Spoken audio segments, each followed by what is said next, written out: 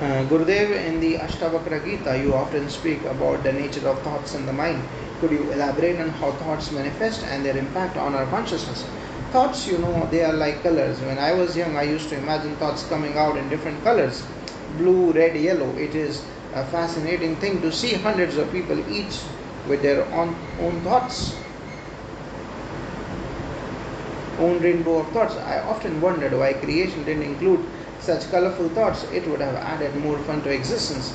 But in reality, thoughts are like fumes constantly emanating from our heads, sometimes chaotic and overwhelming. You have mentioned that we are made up of bliss and that we only need to relax and let go to experience it.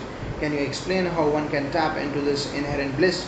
Indeed, we are made up of bliss, and the key lies in relaxation and going deep within ourselves.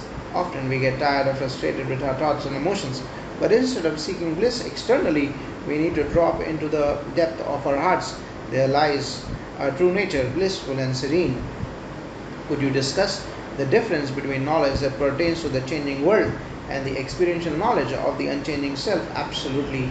There are two types of knowledge exist essential in life: one that deals with the changing, impermanent world, and another that allows us to experience the unchanging, permanent nature within ourselves. You can know the world, its changes, and its impermanence, but true bliss, the self, can only be felt and experienced. It is not something you know intellectually, it is something you merge into, becoming one with the divine. How does maturity play a role in spiritual growth, particularly in letting go of conflicts and constraints of the mind? Maturity is crucial in spiritual growth. It is like waiting for a fruit to ripen on a tree. When it is mature, it drops effortlessly.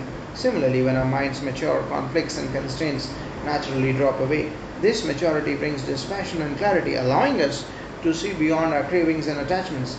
You mentioned dispassion as maturity of life. How does one cultivate this dispassion while maintaining sociability and engagement with the world? Dispassion isn't about withdrawing from life, it is about being engaged yet detached. It is understanding that our actions and interactions don't define our essence. We can be sociable, enjoy life's experiences, but remain anchored in our inner bliss and detachment from outcomes. Finally, Gurudev, could you share a message on how we can align ourselves with the deeper truths of existence and experience lasting peace and fulfillment?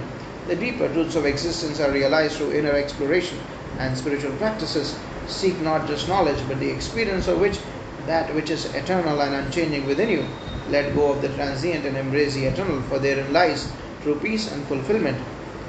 This narrative interview with His Holiness Gurudev Shri Shri Ravi Shankar Ji delves into profound insights from the Astavakra Gita, highlighting the nature of thoughts, the pursuits of inner bliss, the distinction between the worldly and spiritual knowledge, the role of maturity in spiritual growth, and the importance of dispassion in achieving lasting peace.